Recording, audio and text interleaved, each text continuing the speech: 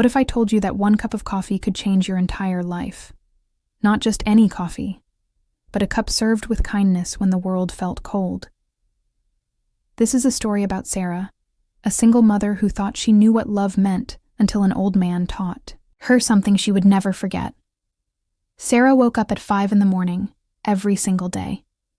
The alarm clock buzzed in the darkness. She would reach over and turn it off before it woke her daughter. Emma was only 7 years old. She slept in the small bed across the room. Their apartment was tiny, one bedroom, a kitchen that barely fit 2 people, but it was home. Sarah would sit up slowly. Her body ached from yesterday's shift. She worked at Miller's Diner on 4th Street. It was a small place, old booths, with red leather seats, black and white checkered floors, the kind of diner you see in old movies. She had been working there for 3 years, ever since Emma's father left. He walked out when Emma was 4. No goodbye. No explanation, just an empty closet and a note that said, "I'm sorry." Sarah folded that note and put it in a drawer. She never read it again. The morning air was cold as Sarah walked to work. It was early October. The leaves were turning orange and red. They crunched under her feet. She pulled her jacket tighter. It was an old jacket worn at the elbows, but it kept her warm enough. The diner was only 10 minutes away. She could see the lights from down the street. Mr. Miller always opened early. He was a kind man in his 60s, gray hair and a soft smile. Knew Sarah's story. He gave her the job when no one else would. "Morning, Sarah," he said as she walked in. "Morning, Mr. Miller." She tied her apron around her waist. The diner smelled like coffee and bacon. It was a comforting smell. The smell of routine, of survival at exactly 6:15 every morning. The door would open, and the old man would walk in. Sarah noticed him on her first week. He was different from the other customers. Quiet. Gentle. He always wore a gray coat, clean but old. His hair was white, neatly combed. His hands were wrinkled but steady. He would sit in the same booth, the one by the window. He never looked at the menu. "Good morning," Sarah would say. "Good morning, dear," he would reply. His voice was soft like autumn leaves falling. The usual "yes, please." Black coffee, too. Eggs toast with butter. No jam. Sarah would write it down, even though she knew it by heart. It made her feel professional, like she was doing her job right. Weeks passed, then months. The old man came every single morning. Rain or shine, snow or heat, he was always there at 6:15. Sarah began to look forward to seeing him. There was something calming about his presence. He never rushed her, never complained. He would sit by the window and watch the world wake up. Sometimes he would read a newspaper. Sometimes he would just look outside. His eyes were blue, like the sky on a clear day, but there was sadness in them. Sarah could see it. She knew that look. She saw it in her own mirror every morning. One morning in late November, Sarah brought his coffee. Her hands were shaking. She had been up all night. Emma had a fever. A bad one. Sarah gave her medicine. Cold cloths on her forehead, but the fever wouldn't break. She thought about staying home. But she couldn't. She needed the money. The rent was due in 3 days. And she was already short. "Are you all right, dear?" the old man asked. Sarah forced a smile. "Yes, I'm fine. Thank you." But her eyes betrayed her. They were red-tired. The old man looked at her for a long moment. "You don't have to be strong all the time," he said quietly. Sarah felt something crack inside her chest. No one had said that to her in years. She blinked back tears. "My daughter is sick," she whispered. "I'm sorry to hear that. She'll be okay. She has to be." The old man nodded slowly. "I'm sure she will. You're a good mother." Sarah didn't know why those words hit her so hard, but they did. She excused herself and went to the back room. She cried for 2 minutes. Then she washed her face and went back to work. The next morning, the old man was there again. Same time. Same booth, but this time had something with him, a small brown paper bag. "Good morning," Sarah said. "Good morning, dear. How is your daughter?" "She's better. The fever broke last night. I'm glad to hear that." He handed her the paper bag. "What's this?" Sarah asked. "Just a little something. For your girl." Sarah opened the bag. Inside was a stuffed rabbit, soft and gray, with long ears and a pink nose. It was beautiful. "I can't accept this," Sarah said. "Of course you can. But please," the old man said gently. "It would make me happy." Sarah looked at him, at his kind eyes, his warm smile. "Thank you," she whispered. That night, Emma held the rabbit tight. She named it Mr. Grayson. She slept with it every night after that. Winter came. The mornings were darker now. Colder. Sarah's walk to work became harder. Her jacket wasn't warm enough anymore, but she couldn't afford a new one. Not yet. Maybe after Christmas. The old man still came every morning. They didn't talk much. But there was a connection between them, an unspoken understanding. He would ask about Emma. Sarah would tell him little stories, how Emma loved to draw, how she wanted to be a teacher when she grew up, how she asked about her father sometimes, and Sarah never knew what to say. The old man would listen. He never gave advice. He just listened, and somehow that was enough. One morning, in December, Sarah arrived at work early. It was snowing, big soft flakes, the kind that made the world look clean. She was wiping down tables when the door opened. It was only 5:45. Too early for customers. But the old man walked in. "You're early," Sarah said with a smile. "I wanted to beat the snow," he replied. He sat in his usual booth. Sarah brought him his coffee without asking. "You know me too well," he said. "It's easy when someone's predictable." He laughed softly. It was a nice sound. Sarah hadn't heard him laugh. "Before, can I ask you something?" he said. "Of course." "Why do you do this?" "Do what?" "Work so hard." "Smile even when you're hurting." Sarah paused. No one had ever asked her that. "Because I have to," she said simply. "For Emma." "That's a good reason." "It's the only reason." The old man nodded. "You remind me of someone," he said quietly. "Who?" But he didn't answer. He just looked out the window at the falling snow. Christmas Eve came. The diner was decorated with lights and garland. Mr. Miller put a small tree in the corner. It made the place feel warmer. Sarah worked a double shift that day. She needed the extra money. Emma was with a neighbor, a sweet old lady named Mrs. Chen. She watched Emma sometimes. She never asked for payment. She said Emma reminded her of her granddaughter. The old man came in at his usual time, but he looked different. Tired. His face was pale. "Are you okay?" Sarah asked. "Just a little under the weather," he said. "Maybe you should rest." "I will." After breakfast, Sarah brought him his food, but he barely touched it. He just drank his coffee slowly, watching the street. Before he left, he handed Sarah an envelope. "Merry Christmas," he said. "OHI can't please for Emma." Sarah held the envelope. It was thick. "This is too much. It's not nearly enough." He stood up slowly, put on his gray coat. "Thank you. For everything. Sarah. For what I just bring you coffee." He smiled, a sad, beautiful smile. "You brought me more than coffee." And then he left.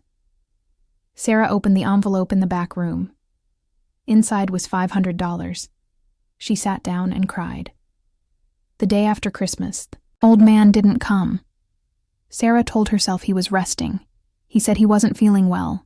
But the next day, he didn't come either, or the day after that. A week passed. Then too Sarah felt a strange emptiness. The booth by the window looked wrong without him. Maybe. He moved, Mr. Miller said. Maybe. But Sarah didn't believe that. It was the middle of January. A Tuesday morning, Sarah was refilling salt shakers when the door opened. She looked up expecting a customer, but it wasn't a customer. It was 4 men in dark suits. Behind them were 4 more men larger. They looked like bodyguards. Sarah's heart began to race. The diner went quiet. Everyone stopped eating. The men in suits walked straight to Sarah. "Are you Sarah Mitchell?" one of them asked. His voice was formal, professional, yes. Sarah whispered. "We're from the law firm of Henderson and Associates." Sarah felt her legs go weak. What was happening? Did she do something wrong? Was this about the old man? "We need you to come with us," the man said. "Why, what's going on?" "It's about Mr. Jonathan Ashford." Sarah's mind raced. She didn't know anyone by that name. "I don't understand the man you knew as the old man who came here every morning." Sarah's breath caught. "Is he okay?" The lawyer's expression softened. "I'm afraid. Mr. Ashford passed away 2 weeks ago." The room spun. Sarah grabbed the counter. "No," she whispered. "I'm very sorry for your loss." "Why are you here?" Sarah asked, her voice shaking. "Because Mr. Ashford left something for you." They took Sarah to a tall building downtown, the kind with glass walls and expensive furniture. She had never been in a place like this. She felt out of place. Small. They led her to a conference room. The table was long and polished. There were leather chairs, a painting on the wall. "Please," the lawyer said. Sarah sat. Her hands were trembling. The lawyer opened a folder. "Mr. Jonathan Ashford was a very wealthy man," he began. Sarah blinked. "Wealthy." The old man in the gray coat. He was the founder of Ashford Industries, one of the largest manufacturing companies in the country. Sarah couldn't speak. "He retired 15 years ago after his wife passed away. He had no children, no close family." The lawyer paused. For the past 3 years, he had been searching for something, searching for what Sarah whispered. Kindness. Real selfless. Kindness. Sarah didn't understand. He visited dozens of places, diners, coffee shops, small businesses. He dressed simply, lived simply. He wanted to see how people treated him when they didn't know who he was. Sarah felt tears on her cheeks. Most people ignored him. Some were rude. A few were kind, but only when they wanted a tip. The lawyer looked at Sarah. "But then he found you. I didn't do anything special." Sarah said, "That's exactly why he chose you." The lawyer slid a document across the table. "Mr. Ashford left you his estate." Sarah stared at the words on the paper, but they didn't make sense. What his house, his savings, his investments, everything. "That's not possible." "It's very possible. It's all here. Legal and binding." Sarah's mind couldn't process it. "Why me?" "Because you were kind when you had every reason not to be. You were struggling, exhausted, heartbroken. And still, you smiled. You asked how he was. You cared." The lawyer's voice grew softer. "He wrote you a letter. Would you like to read it?" Sarah nodded, unable to speak. Lawyer handed her an envelope. It was cream-colored, expensive paper. Sarah's name was written in elegant handwriting. She opened it with shaking hands. "Dear Sarah, if you're reading this, then I am gone. And I am at peace. I want you to know that the past 3 years were the happiest of my life since I lost my wife. You gave me something I thought I would never have again. Purpose.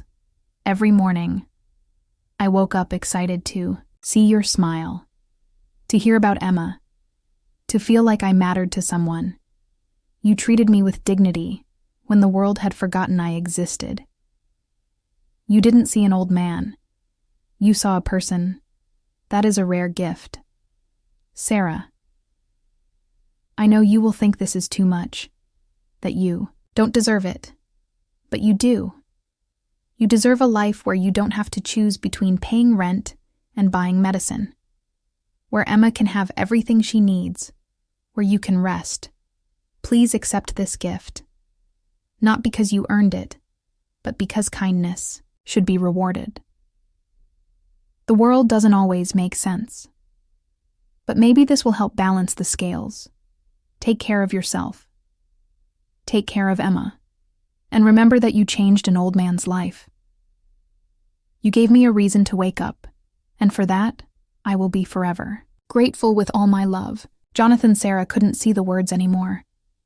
Her vision was blurred with tears. She folded the letter carefully, held it against her chest. He was testing me, she whispered.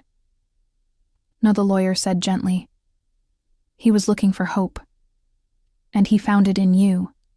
The next few weeks were a blur. Sarah met with lawyers, signed papers, learned about bank accounts and properties. She couldn't believe any of it was real. The house was beautiful, a 3-story home with a garden, in a quiet neighborhood with trees and safe streets. Emma had her own room with pink walls and a window seat. She cried when she saw it. Is this really ours? Mommy, yes, baby. It's really ours. Emma hugged Mr. Grayson tight. I wish I could thank the old man, me too. Sweetheart, me too. Sarah didn't quit her job right away. She wanted to, but it didn't feel right. Mr. Miller had been good to her. She gave him 2 months' notice. I'm happy for you. Sarah, he said, I'll miss this place. You can visit any time. And she did, once a week. She would stop by, have a coffee, sit in the booth by the window, and remember, years passed. Emma grew up. She went to a good school, made friends, became confident.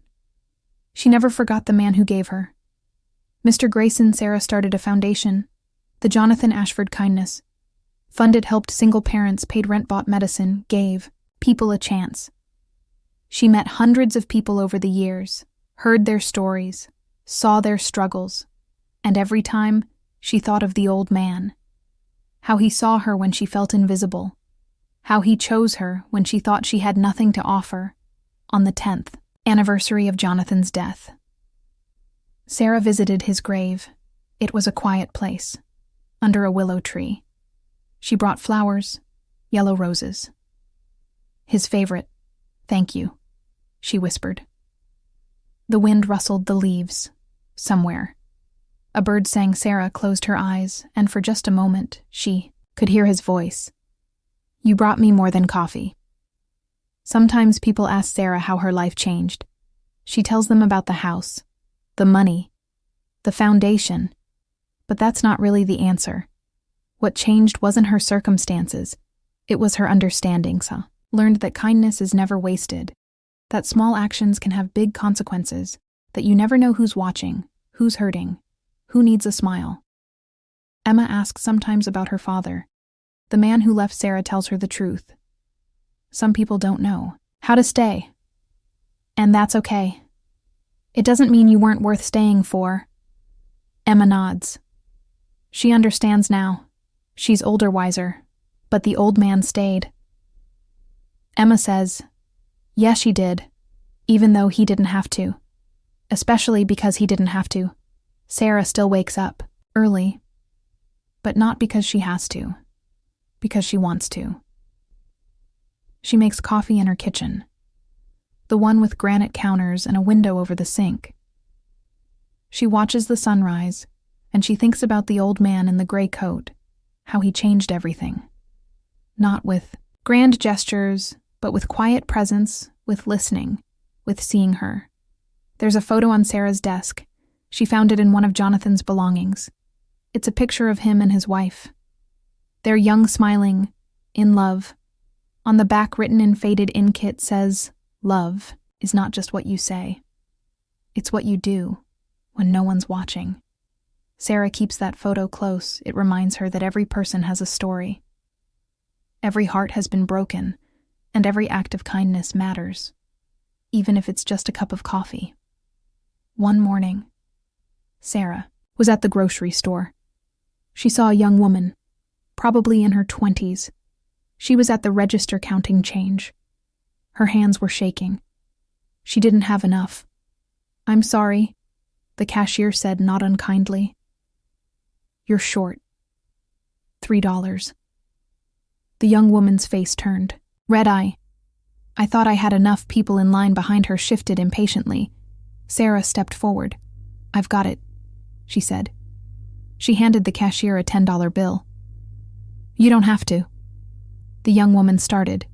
"I know," Sarah said with a smile. "But I want to." The young woman's eyes filled with tears. "Thank you." "You're welcome." As Sarah walked away, she heard the young woman whisper to her child, a little boy in the cart, "See that? Baby. There are still good people in the world." Sarah smiled. "Yes, there are." That night, Sarah tucked Emma into bed. Emma was 16 now. Almost grown, but she still slept with Mr. Grayson Mom. Emma said in the darkness, "Yes. Do you think the old man knew how much he would change our lives?" Sarah thought about it. "I think he hoped. But he didn't do it for credit. He did it because it was right. I want to be like that." Emma said, "Like what?" "Someone who makes people feel seen." Sarah kissed her daughter's forehead. "You already are." The foundation grew. It helped thousands of families. But Sarah always remembered one thing. It wasn't the money that saved her. It was the moment someone looked at her and said, "You don't have to be strong all the time." It was the moment someone saw her pain and sat with it, didn't try to fix it, just acknowledged it. That was the gift. The real inheritance. Sarah speaks at events sometimes. She tells her story. People listen. Some cry. Some take notes. Everyone leaves. Thinking, kindness is not weakness. She always says, "It's the bravest thing you can do." She tells them about Jonathan, about the gray coat and the quiet mornings, about how he never asked for anything, never expected anything. He just showed up. And that's what changed everything, she says. He showed up. Emma graduated high school, then college. She became a teacher, just like she always wanted. She works at a school in a low-income neighborhood. She sees kids like she used to be, kids who come to school, hungry kids with worn-out shoes, kids who are invisible. And she sees them, really sees them. She keeps granola bars in her desk, extra pencils, encouraging, notes. She learned from her mother, who learned from an old man, that kindness is contagious. On Emma's first day of teaching, Sarah gave her a gift. It was a small frame. Inside was Jonathan's letter. "Keep this," Sarah said, "when the job gets hard, when you feel like giving up." Read this. Emma hugged her mother. "I love you, Mom. I love you too, baby." Years later, Sarah was invited to speak at a university. She was nervous. It was a big audience. Hundreds of people. She stood at the podium, looked out at all the faces, and she began, "My name is Sarah Mitchell, and I want to tell you about a cup of coffee." She told them everything. The struggles, the fear, the exhaustion, the old man who came every morning, the envelope on Christmas Eve, the lawyers with bodyguards, the letter. When she finished, the room was silent. Then one person stood, then another. Soon the entire room was on their feet. Applauding, Sarah stood there, overwhelmed, grateful. Afterward, a young man approached her. He was crying. "Thank you," he said. "For what?" "I've been so angry. At the world, at people. I thought no one cared." He wiped his eyes. "But your story," it reminded. There's still good out there." Sarah hugged him, a stranger but not really. "There is," she whispered. "I promise." Sarah is older now. Her hair has gray in it, lines around her eyes. But she's happy, truly happy. She thinks about Jonathan often, especially in the mornings when the world is quiet. She wonders if he knew how many lives he would touch, not just hers, but everyone she helped, everyone Emma taught, everyone who heard the story. It rippled out like a stone in a pond. One act of kindness, and the waves never stopped. There's a bench now in the park near the old diner. It has a plaque in memory of Jonathan Ashford, who taught us that kindness is never wasted. Sarah sits there sometimes, watches people walk by. She sees the struggles in their faces, the weight they carry, and she smiles at them. Just a small smile, but it's something. Because you never know who needs to be seen, who needs to feel like they matter, who's one kind word away from holding on. The diner is still there. Mr. Miller retired. His daughter runs it now. But the booth by the window is still the same. Red leather. A little worn. There's a small sign on the table, reserved for angels. People ask about it, and the staff tells them the story.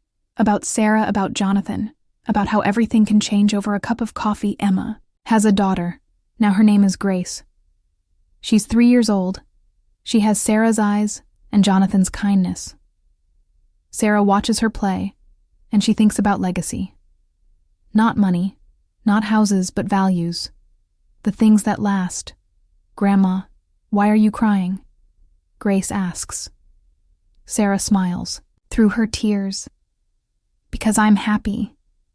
Sweetheart, happy tears. The very best kind. Sometimes late at night. Sarah wonders, what if she had called in sick that day? What if she had been rude? What if she had been too tired to smile? Everything would be different. But she didn't. She showed up. Even when it was hard. Even when she was broken. She chose kindness. And kindness chose her back. There's a saying now. In the foundation. In the schools where Emma teaches. In the families they help. Be the coffee. It sounds strange, but everyone knows what it means. Be the warmth in someone's cold morning. Be the reason someone doesn't give up. Be present. Be kind, even when it's hard. Especially when it's hard. Sarah's story spread far beyond that. Small diner it was written about. Shared online. People from all over the world reached out. They told her their stories, how her story inspired them, how they started paying attention, to the cashier with tired eyes, to the elderly person sitting alone, to the single parent counting change. They showed up, and the world got a little bit brighter. On what would have been Jonathan's 100th birthday, Sarah organized an event. A day of kindness. Hundreds of people participated. They paid for strangers' meals. Left encouraging notes, helped their neighbors. Smiled at people on the street. It was beautiful. And Sarah knew Jonathan would have loved it. Not because it was about him, but because it was about what he believed in. That every person matters. That every act of kindness counts. That love is stronger than loneliness. Sarah is 70 now. She moves slower. Her hands shake a little. But her heart is full. She published a book. The Coffee Man, a true story of kindness. All proceeds go to the foundation. It became a bestseller. Not because people wanted a fairy tale, but because they needed hope. They needed to believe that good things can happen, that people can be kind, that it's not too late. For any of us. Emma reads the book to her students. Every year, at the end, she asks them, "What will you do?" Some say they'll help their parents. Some say they'll be nice to the quiet kid. Some say they'll smile more. All of it matters. All of it counts. Sarah received a letter once from a man she didn't know. He wrote, "I was going to end my life. I had the pills. I had the note. But then I read your story about the old man, about how you didn't give up, and I thought, maybe I shouldn't either. Maybe someone sees me too. So I called for help. I'm still here. Because of you, Sarah cried when she read it. She kept that letter. She reads it when she feels small, when she wonders if anything she does matters. It all matters. The last time Sarah visited Jonathan's grave, she brought Emma and Grace. 3 generations. Standing under the willow tree. Tell me the story again. Grandma Grace said. So Sarah did. She told her about the diner, the gray coat, the quiet mornings, the letter that changed everything. Grace listened with wide eyes. Was he magic? She asked. Sarah smiled. No, sweetheart. He was just kind. And that's the most powerful magic there is. Sarah is tired now. She's lived a long, full life. She lies in bed at night, in the house Jonathan left her, and she thinks about everything. The struggles, the miracles, the moments that mattered. She thinks about Emma's father, the man who left, and she's not angry anymore, because if he had stayed, she wouldn't have been at that diner. She wouldn't have met Jonathan. And none of this would have happened. Sometimes the worst moments lead to the best ones. Sometimes breaking is the only way to rebuild. Sarah's health is failing. She knows it. The doctors are kind but honest. Emma sits by her bed, holding her hand. I'm not afraid, Sarah says. I know, Mom. I got to see you grow up. I got to meet Grace. I got to help people. I got to matter. You always mattered. Sarah smiles. I know that now. On her last day, Sarah asked for something. Take me to the diner. So they did. Emma pushed her. Wheelchair. Grace held her hand. They went to Miller's diner. It was early morning. 6:15, the same time Jonathan used to arrive. The staff saw them coming. They cleared the booth by the window. Sarah sat there, looked out at the street. The same street she walked for 3 years, cold, tired, broken. But she kept showing up, and it saved her. Thank you, she whispered. To Jonathan, to the universe, to whatever force brought them together. Thank you for seeing me. Sarah passed away peacefully, in her sleep, surrounded by love. The funeral was beautiful. Hundreds of people came. People she helped. People who heard her story. People who were changed by her kindness. Emma spoke. My mother taught me that we're all connected. That one act of kindness can change the world. She lived that truth every day. She held up Mr. Grayson, the stuffed rabbit worn and loved. This was a gift from a stranger, and it became a symbol of hope. That's what Mom was. A symbol of hope. Grace is older now. She's in high school. She volunteers at the foundation. She wants to be a writer. She's working on a story about her grandmother, about the old man, about how everything is connected. She sits in the booth by the window sometimes, the one reserved for angels, and she writes. She feels them there. Sarah and Jonathan, watching proud, and she knows. Their story isn't over. It lives in her, in everyone they touched, in every act of kindness. It ripples forward, forever. The foundation still runs. It's helped over 50,000 families. Now it's built schools, provided scholarships, given people chances. All because an old man sat in a diner and a tired waitress smiled at him. That's all it took.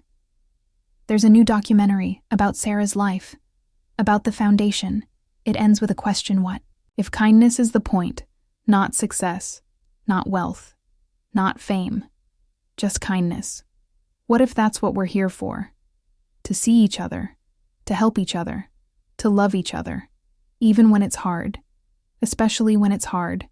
Years from now, people will still tell this story about the single mom and the old man, about the cup of coffee that changed everything. Some details will change. That's how stories work. But the heart of it will remain. That kindness matters. That people matter. That you never know when you're entertaining angels. So, here's the question. The one Sarah would ask. Who do you see? Really see? The cashier with tired eyes. The elderly person sitting alone. The single parent counting change. They're all there. Waiting. Hoping that someone will notice. That someone will care. Will it be you? Because maybe that's the real magic. Not grand gestures, not life-changing gifts, but small moments.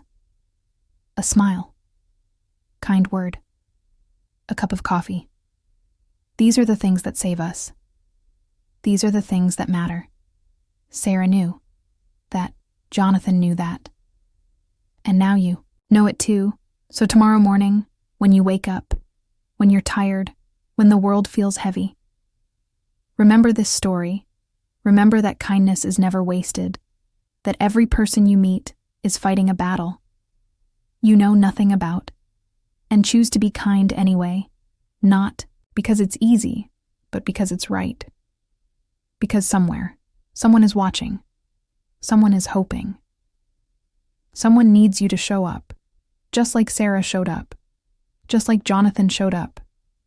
Show up, be present, be kind, and watch what happens. This is the story of a cup of coffee and everything that came after. But before we close this story, there's something else you should know. Something Sarah discovered in Jonathan's papers, years after his death. When she was going through old documents for the foundation, she found a journal leather-bound worn. At the edges inside were entries, written in Jonathan's careful handwriting. She almost didn't read it. It felt private, sacred, but something told her to open it. The first entry was dated 3 years before they met. March 15th. Margaret is gone. The house is empty. I am empty. I don't know how to do this without her. 52 years we had together. And now I have to figure out how to live alone. I don't want to. Sarah's heart ached, reading those words. She turned the page. April 2nd. I went to the lawyer today, updated my will. Everything goes to charity. There's no one else. No children. No family.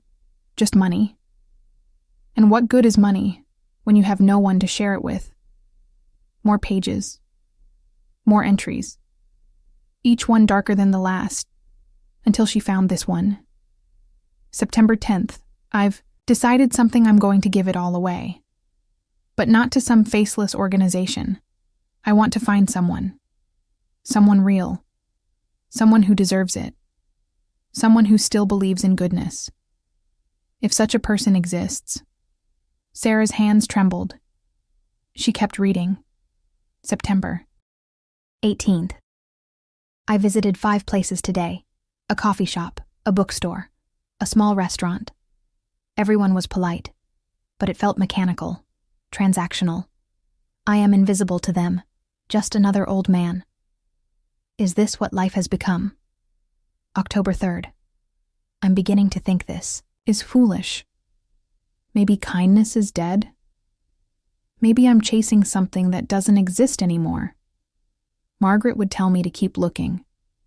She always believed in people, even when they disappointed her.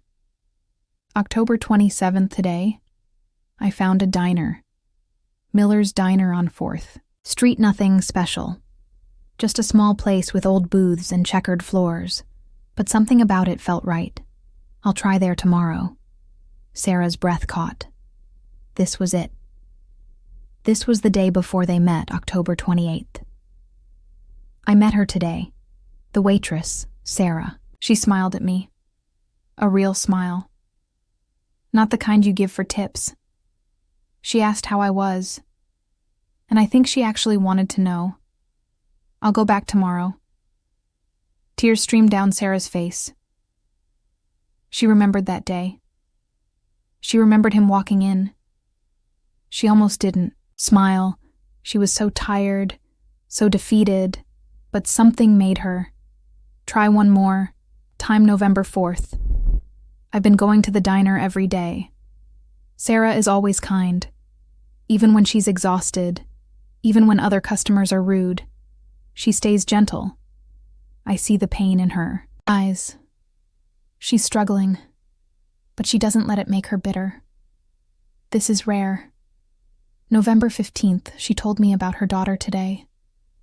Emma, 7 years old. Sarah's voice changed when she talked about her, full of love, full of hope. She's raising this child, alone. And still, she finds the strength to be kind to strangers. To me. December 1st. I think I've found what I was looking for. Not just kindness, but resilience. Sarah is strong in a way that money can't buy. She's been broken but hasn't shattered. She's the one, I'm sure of it. December 20th. I met with my lawyers today. Changed everything. Sarah will receive it all. The house. The accounts. Everything. They think I'm crazy. Maybe I am. But Margaret would understand. She always said, the best inheritance is helping someone live the life they deserve. December 24th. I gave Sarah the Christmas envelope today. She tried to refuse it. Of course she did. That's how I know she's the right one. She doesn't want things from me. She just wants to be kind. That's all. I wish I could stay longer to see what she becomes. But my doctor gave me the news yesterday. 6 months. Maybe less. At least I got to meet her. At least I won't die invisible. Sarah stopped reading. She put the journal down. 6 months. He knew he was dying, and he spent his last months coming to the diner, coming to see her. She picked up the journal again. There were more entries. January 3rd. Sarah looked tired today. I asked if she was okay. She said yes, but I know she wasn't. I see myself in her the way I was after Margaret died, trying to hold it together, pretending everything is fine.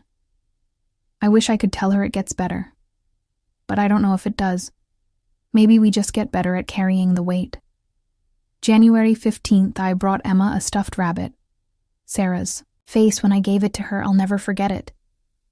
Like someone finally saw her, finally acknowledged her struggle. That's all most people want. To be seen. February 2nd, I'm getting weaker. The doctor says I should stop going out, but I won't. Not yet. These mornings with Sarah are all I have. They give me purpose. They remind me why life matters. February 10th. Today was hard. I could barely get out of bed. But I went anyway. Sarah asked if I was okay. I lied. Said I was just tired. She believed me, or pretended to, either way. I'm grateful I don't want her to worry. She has enough to worry about. February 14th. This will probably be my last entry. I'm too weak now. The lawyers will handle everything from here. I hope Sarah understands. I hope she doesn't feel guilty. This isn't charity. This is gratitude. She saved me in my darkest time. She gave me a reason to wake up. That's worth more than any amount of money. Thank you, Sarah, for everything. The journal ended there. Sarah closed it, held it to her chest, and sobbed. She had thought she was just doing her job serving coffee, being polite. She had no idea. No idea she was saving someone. No idea her small acts of kindness were someone's reason to live. That's the thing about kindness. You never know what it means to someone, how much they need it, how much it changes them. Sarah shared the journal with Emma. They read it together. Both of them crying. He was dying, Mom. And he spent his last days making sure you'd be okay. I know. That's not just kindness. That's love. Sarah nodded yes. is the foundation added a new program, Visible. It was for elderly people living alone. They connected them with volunteers, people who would visit, have coffee, just talk, because no one should be invisible. No one should die alone. One volunteer was a young man named Marcus. He visited an elderly woman named Dorothy every week. She lived in a small apartment. Her children were far away, busy with their lives. She was lonely. Marcus would bring her coffee. They would sit and talk about her life, her late husband, her memories one day. Dorothy said something that stopped Marcus cold. "You know, I was going to end it. Before you started coming, I had pills saved up. I was just so tired of being alone. But then you showed up, and I thought, maybe I'll wait. Maybe there's still something worth staying." For Marcus called Sarah that night. "I didn't know," he said, his voice shaking. "I was just being nice. I didn't know I was saving her life." "You never know," Sarah said softly. "That's why we keep showing up." The ripple effect continued. Dorothy started volunteering too. She called other elderly people, lonely people. People like her, she would talk to them. Let them know someone cared. One call saved a man named Robert. He was standing on a bridge, ready to jump. His phone rang. He almost didn't answer, but something made him. "Hello. Hey, this is Dorothy from the Visible program. I'm just calling to check on you. How are you doing today?" Robert started crying. "I'm not okay. I know, honey, I know. But you're not alone. Talk to me." They talked for 2 hours. Dorothy stayed on the phone. Robert stepped away from the bridge. He got help. He's still alive today. Because Sarah smiled at an old man. Because Jonathan chose kindness. Because Emma learned to see people. Because Grace is learning it too. Because Marcus showed up. Because Dorothy answered the phone. It's all connected. Every single piece. Sarah is gone now. But her story lives on. In the foundation. In the volunteers. In the thousands of people who have been helped. In the millions who have heard the story. In you, because now you're part of it too. You've heard the story. You know the truth. That kindness matters. That people matter. That small acts can change the world. So what will you do with it? Will you let it inspire you? Or will you let it fade like so many other stories? Here's what Sarah would want you to know. You don't have to start a foundation. You don't have to give away your fortune. You just have to show up. See the person in front of you. The barista who looks exhausted. The cashier who's been standing for hours. The elderly person eating alone. The single parent counting change. See them. Acknowledge them. Be kind to them. That's all. That's everything. Because somewhere right now, someone is having the worst day of their life. They're thinking about giving up. They feel invisible, worthless, alone, and they're waiting, hoping, praying that someone will see them, that someone will care. Will you be that someone? Jonathan was for Sarah. Sarah was for Jonathan. And both of them were for thousands of others. The chain continues. Link by link, person by person, moment by moment.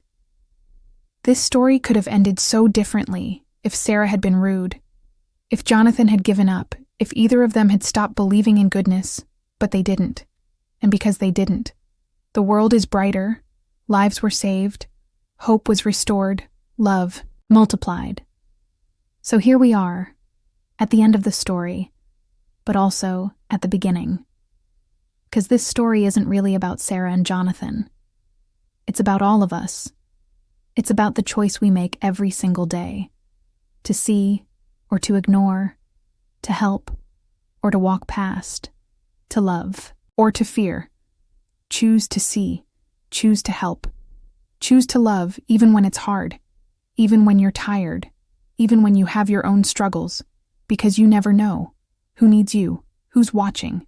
Whose life you might save with one kind word, one smile, one cup of coffee, and maybe, just maybe, years from now, someone will tell your story about the time you showed up, about the time you were kind, about the time you changed everything without even knowing it. That's the power you have. That's the legacy you can leave. Not in money, not in possessions, but in the hearts you touch, the lives you change, the hope you give. Sarah understood that in the end, it wasn't about the house or the money. It was about the moment, that first morning, when she chose to smile, when she chose to see an old man as a person. That moment changed everything. Your moment is coming. Maybe it already came. Maybe it's happening right now. Don't miss it. Don't let it pass. Show up. Be present. Be kind. This is the story of Sarah, who served an old man every morning until his lawyers walked in with 4 bodyguards and changed her life forever. But more than that, this is a story about hope, about second chances, about the incredible power of human connection, about how we're all linked together in ways we can't always see. And this is your story too, because you're here. You listened, you felt something, and now you have a choice to carry this forward or let it end here. Choose to carry it forward. Please, the world needs more Sarahs, more Jonathans, more people who believe that kindness matters, that love wins, that we're all in this together. So go live your life. But remember this story: when you're tired, when you're struggling, when you don't think you have anything left to give. Remember that a single mom found the strength to smile, and an old man found the courage to hope, and together, they changed the world. You can too. One smile at a time. One kind word at a time. One cup of coffee at a time. That's how miracles happen. That's how lives are saved. That's how love spreads. Thank you for listening. Thank you for caring. Thank you for being here. Now go be the reason someone doesn't give up today. Go be someone's miracle. Go be the coffee. Because in the end, that's all any of us really want. To matter. To be seen. To know that we made a difference. You do matter. You are seen. And you will make a difference. Starting now. Starting today. This is the end of Sarah's story, but it's just the beginning of yours. Make it count. Make it beautiful. Make it kind. The world is waiting, the end dedicated to everyone who has ever felt invisible. You matter. You are seen. Your kindness changes the world.